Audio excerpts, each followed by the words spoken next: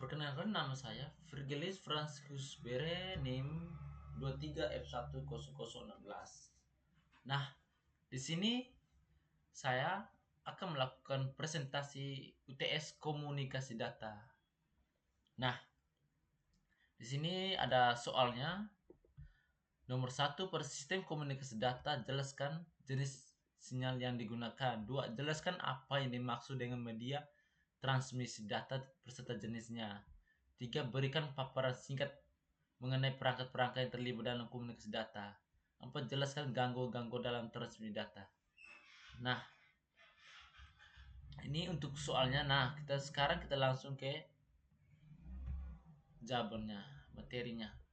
Nah, di sini ada bab 1, pendahuluan.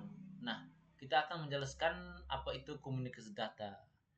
Komunikasi data merupakan salah satu fondasi utama dalam perkembangan teknologi informasi dan telekomunikasi modern. Secara umum, komunikasi data adalah proses pengiriman dan penerimaan data antar perangkat elektronik melalui suatu media transmisi. Nah, ini untuk penjelasan komunikasi data. Nah, di sini bab 2 kita melakukan teori komunikasi data. Apa saja teorinya? Teorinya tuh protokol komunikasi data seperti TCP, IP, FTP, SMPT, dan HTTP. Nah, di sini beberapa efisien dan sesuai dengan kebutuhan teknologi saat ini. 1, kesesuaian penamaan perangkat keras, kesesuaian perangkat keras dan fungsinya, kesesuaian posisi meletakkan perangkat keras, kesesuaian pemasangan kabel dan instalasi, kesesuaian jenis celah dengan perangkat keras, kesesuaian ketepatan pemilihan perangkat keras yang diinstalasi komponen, evaluasi oleh ahli IC. Nah, bab 3 itu pembahasan komunikasi data. Nah, dalam pembahasan ada model komunikasi. Dalam komunikasi terdiri dari berapa hal. 1, sumber, menghasilkan data untuk ditransmisikan. 2, pemancar atau transmitter, berfungsi mengubah data menjadi sinyal yang dapat dipancarkan.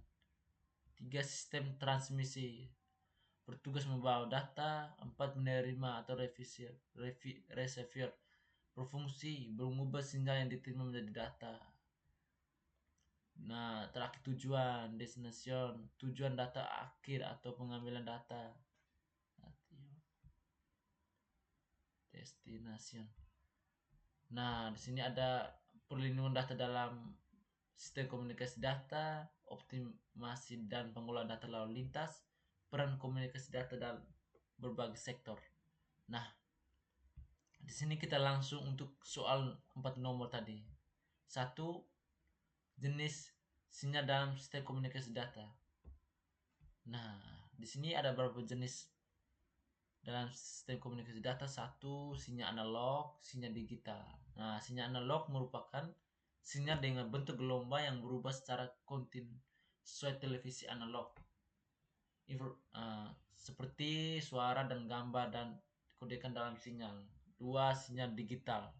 Sinyal digital memiliki diskrit, hanya terdiri dari 2 nol.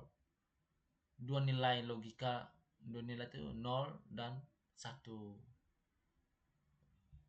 Nah, nomor 2, angkutan media transmisi data dan jenis-jenisnya. Dalam angkutan media transmisi data yaitu media kabel atau transmisi kabel, yaitu twisted pair atau kabel dengan 2 kawat tembaga yang dipilih untuk mengurangi interferensi. Umumnya digunakan jaringan komputer lokal. Nah, di sini ada fiber optik menggunakan serat kaca atau plastik untuk mengirimkan data dalam cahaya, mendukung transmisi berkecepatan tinggi dan jarak jauh. Nah, di sini ada media nirkabel atau transmisi nirkabel. Gelombang radio digunakan pada wifi dan komunikasi seluler. Nah, gelombang mikro digunakan untuk transmisi jarak jauh seperti pada koneksi satelit, sinar inframerah, dan laser. Dipakai dalam koneksi jarak pendek seperti jarak jauh dan komunikasi titik ke titik. Nomor 3 yaitu perangkat yang digunakan dalam komunikasi data. Satu, komputer berperan sebagai sumber atau penerima data. Dua, modem mengubah sinyal digital menjadi analog dan sebaliknya untuk transmisi melalui saluran seperti telepon. Tiga, router mengarahkan data antar jaringan serta mengubahnya ke internet. Empat, switch mengatur pengiriman data antar perangkat dalam jaringan lokal.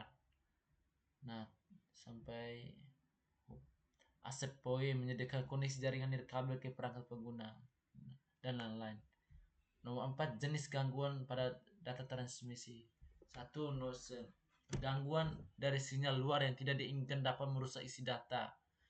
Tiga, atenuasi, sinyal yang melemah saat menjangkau jarak yang lebih jauh.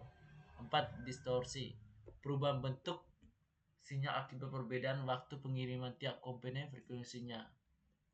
Yang kelima, interferensi, yaitu gangguan dari sinyal lain menggunakan frekuensi yang sama atau terdekat. Nah, terakhir crosstalk atau crosstalk, yaitu sinyal dari saluran yang lain merambat ke saluran komunikasi, sering terjadi pada kabel yang terdekat. Nah, yang terakhir itu bab 4, penutup.